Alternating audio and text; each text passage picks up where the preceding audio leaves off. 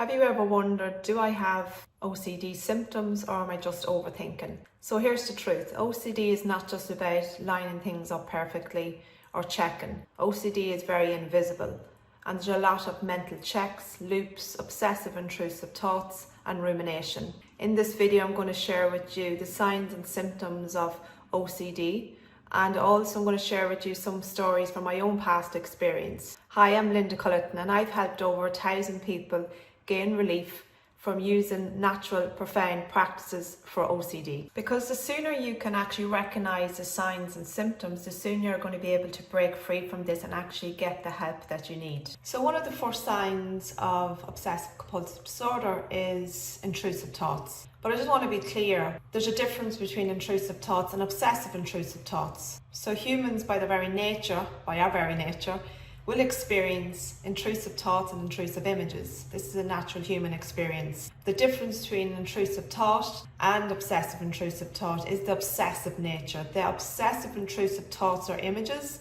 are repetitive, they're constant, and also there's a huge emotional response. We feel responsible for the thoughts. We identify with the thoughts. It triggers so much emotional turmoil and distress.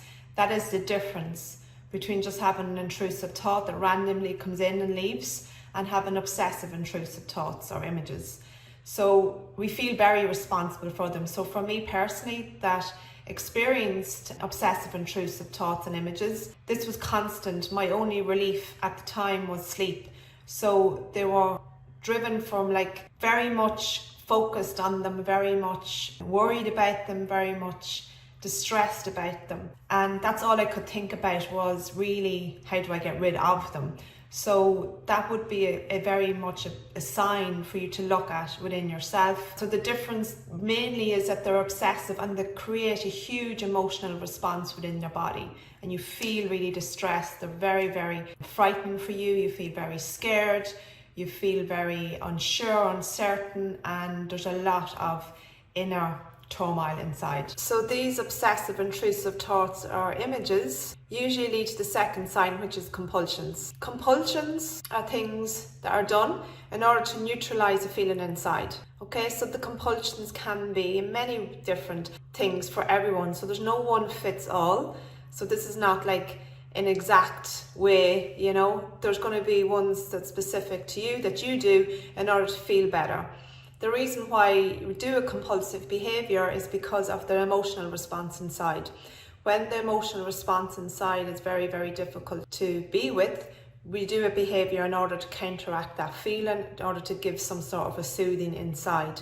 Compulsive behaviours can look, as I said, different for everyone. So this is not an exhaustive list. It's really just a general overview. Compulsive behaviours I've seen over the years with clients is checking, so physically checking something, physically touching something, walking a certain way, avoiding, even a step on a footpath, to mental compulsions, which is rumination, mental analysing the thoughts. It can be even prayer, saying certain words, trying to counteract the thought, saying the opposite to the thought or image, saying different phrases and words that help them. But overall, regardless of them behaviours, so them behaviours are going to be different for everyone. There's no one fits all, and them behaviours are only done because you feel afraid inside. So this is all survival based, because when the system is in that active survival state and there's chronic amounts of distress inside, when we do something either physically or mentally, it can give relief in the moment, but only in that moment we will have some relief, and that association with that behaviour creates more and more a connection to do it over and over again. But the issue becomes that when we do that, we get the relief maybe in the short term, but then we're triggered again and we're back doing the compulsive behaviour again, sometimes more, sometimes less. It will change depending on how you feel. And we want to understand that this is done from a survival state. So the logic reasoning mind is really kind of not as active. Okay, that part of the brain isn't it's not as active to understand, get perspective and get rationality. It's really, we're gone into survival states. So in order to really help you to resist, it's not so much about trying to resist compulsions, because it's going to be very, very challenging to do initially. What I would advise is to start bringing in, trying to reduce the intense fear within your body. First and foremost, resisting the compulsions just at the moment, and work on soothing yourself, work on bringing a sense of feeling, bringing down that fear basically. Bringing it down, okay? It's not going to come down fully, but start bringing it down slowly, and then try to go to resist compulsions, because it's going to make it easier for you to do. Because when we understand why we do compulsions, then we have a clear perspective of, I'm doing compulsions because I feel really anxious inside. I feel really anxious. So then when I do the compulsions, the idea is that I won't feel as anxious. Okay, so if I just try to resist the compulsions, yes, the anxiety is going to get bigger and bigger and bigger and bigger. And maybe in time you can resist them. But the easier way, because it's very, very challenging and it's painful already, is to start bringing in and releasing some of that fear response in your body. This is all internally in your body from a nervous system point of view, from a nervous regulation point of view. Start bringing in some tools to help you to regulate your nervous system. Then when you go to work on your compulsive behaviours, some of them naturally will actually fade away, because your internal system is not as active in order to reach out to do them compulsive behaviours. But if they are, what you can do is you do them in the process of working on your nervous system and also working on resisting the compulsion. So you can do them in tandem. They work really well to do together. But if we really think about it and why we're doing it, when we change our internal system, them compulsive behaviours will organically fall away, because the need to do them compulsive behaviours are only driven from the fear inside. That's it. They're only driven from that emotional response inside. If I change their emotional response, I change the outer action. Most people are trying to change the action over and over and over again, and feel very deflated if they can't do it, or it's too hard to do it, or it feels impossible to do it. I get it. I've been there over and over again. I realise that until this is not changed, you might say, until we actually release and actually calm down our system, will the compulsive behaviour still persist? So for me personally, when I was going through that time in my life and I was experiencing the obsessive intrusive thoughts and images, my compulsive behaviour was constantly doing like mental rumination, mental check, and constantly mental loops. I had some physical compulsions, which was checking online, Googling, looking for reassurance. I would just spend hours and hours and hours being like very hyper vigilant. I like to think of it like, if we have a light on and we have a light flashing on ourselves, it's like that, and we're really watching everything I'm thinking, everything I'm feeling, terrified of how I feel, terrified if I have another one of these thoughts, and really on like a guard watching constantly, which is exhausting. And what I noticed was that the more I tried to stop resisting the compulsions, and I'd feel good if I could do that, and it gives us a confidence boost for sure. But then when I was triggered again, all that would just really be heightened, and I could be doing the compulsive behaviour for hours, and I'd just be lost, really lost in that, like gone completely, that I wouldn't even be able to pull myself back nearly to try and do any of the resistance to the compulsions. So when we understand that, why do we do these things? Why do we do these behaviours? We do these behaviours because we feel afraid inside. Well, am I going to keep trying to change these behaviours, or am I going to change how I feel inside? Am I going to start feeling not as afraid? How do I do that? And this is where we can bring in certain practices that really help to regulate the nervous system over time. And by the way, if you're interested, there's a link in the description below that you can learn more. One of the most overlooked signs of obsessive compulsive disorder, which are symptoms in itself, is mental compulsions. So, with the physical compulsions, we can actually see that. With mental compulsions, there's a lot of rumination, a lot of mental loops, mental analysing, kind of going through, rehearsing what we were thinking when we were thinking it. And this would probably be known as pure OCD. Pure OCD just means that We mightn't have the physical compulsions that we might see, like touching or checking or even doing all the things we might notice on the outside, but it's so invisible that it's all going on inside. So there still is compulsive behaviours, and it's all mental. It's all very much overthinking, really spending hours in our head. And a lot of people can have both. So this isn't a one, fits all, but we want to understand that with pure OCD also, there is the thoughts and obsessive intrusive thoughts and the images, but also we have the compulsive behaviors, which are mentally as well. Because there is fear, in the body, our mind goes into, I'm in this state now, it's survival, so I have to solve this problem. There is a problem I need to solve, and there's hours going to be spent trying to solve that problem in your mind. So this can be very hidden. A lot of people can have that, even a lot of overthinking, we can experience that. These are all learned behaviours of how we coped as we grew up, how we coped with challenging feelings within our body and not being able to regulate ourselves, or actually being afraid of our feelings. So it's an automatic survival response. So it's all natural. This is not what you're doing to yourself because you don't know any different. This is actually survival. This is a learned behaviour, because the feelings feel so big. We disconnect from the body and we go into the head and we start spending our time in there. And this is where we live, because we don't know how to be with these feelings in our body. And that is completely natural.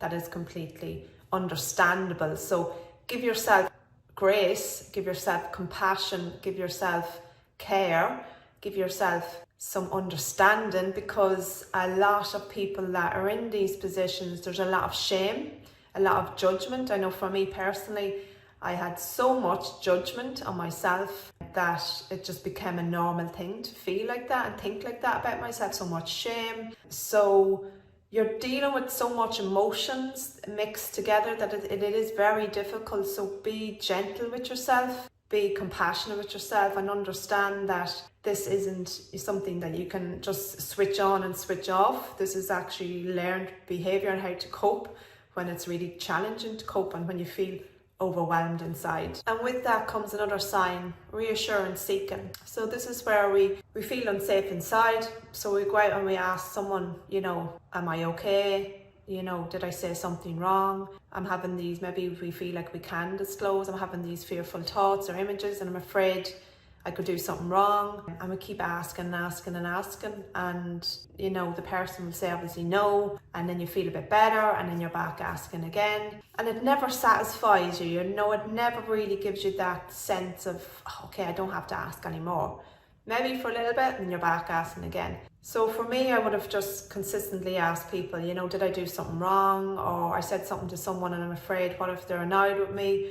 What if they think I'm, what if they're, angry with me? What if they think I'm bad? All this kind of stuff that obviously wasn't real, but was real for me and felt real, because I could feel in my body a lot of fear, a lot of being afraid. So this is natural. Again, be okay with doing that.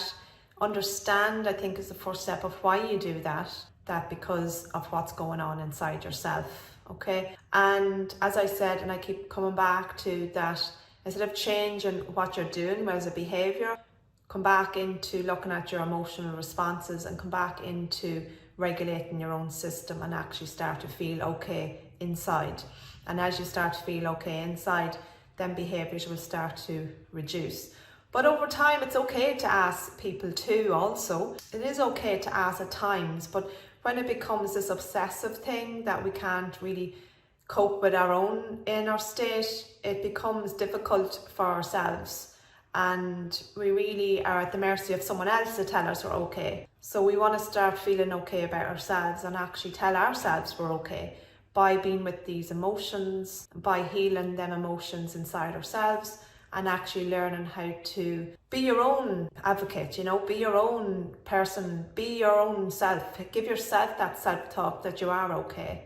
Give yourself that time to be with these emotions that are afraid. And as you do that, the need to ask for reassurance will come down. But it's okay if you ask now and again. We're human, there is no book on how to navigate this human experience. So we want to give ourselves compassion through all of this. and understand that you're not alone, that there is people out there that can help, and also that to share how you feel and that you're definitely not alone, and there is no shame with any of this, even though you may feel it inside, but there is not.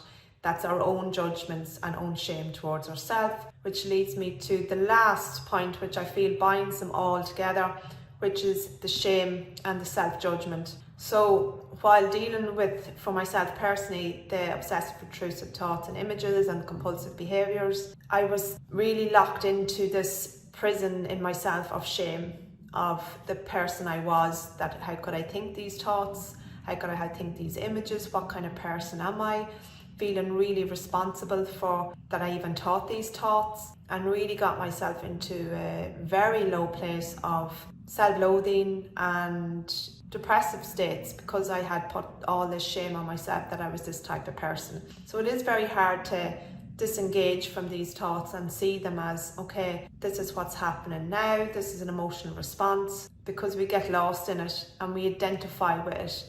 Because them emotions are so raw and they're so active that it's really shame that we're feeling deep inside, that we're holding in on ourselves. That's my personal experience that's been activated over and over and over and over again.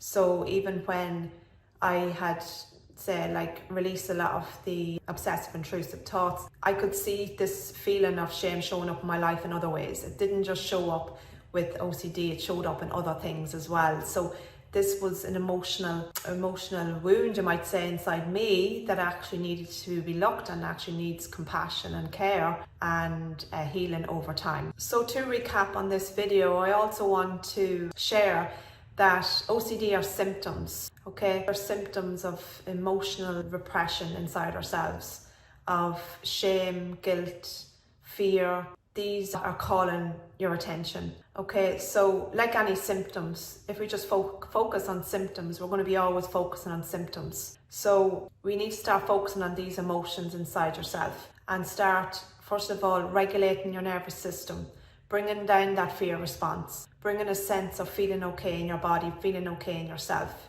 Okay, as you start doing that, the obsessive nature with the intrusive thoughts or images will start to come down. They'll obviously go up and down, if this is a default, system, a default survival system, so it's going to be like that for a while. But as you keep doing that, working on your nervous system, the effects are going to change organically. Then when we look at these emotional responses like shame, guilt, fear, these are all parts of ourselves. You might say the inner child that's holding beliefs about herself or himself that actually need your attention. So this is where we start making room for these parts to actually heal, to actually express, and we come to them to hold space for them, to soothe them, and to bring a sense of safety back in to the body and integrate it. So understand that OCD isn't like a life diagnosis. I'm going to have this for life and I'll never get better. That's not true. OCD are symptoms of an underlying issue there. And if you ask yourself and take time to reflect on this, question is, what is the emotions I feel?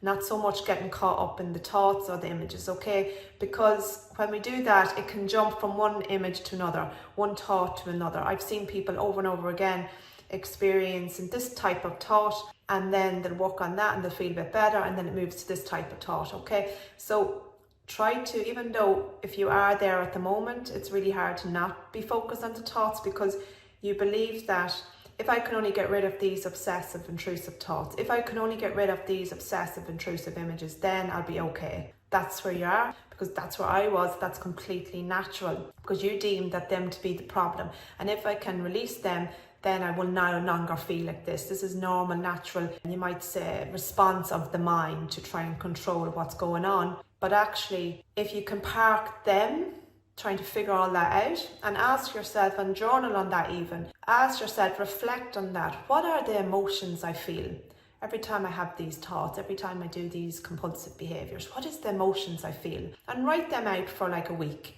And I guarantee you, when you look at it and review it, you'll see the same emotions showing up all the time, regardless of the intrusive thought, regardless of the image. The same emotional response will show up all the time.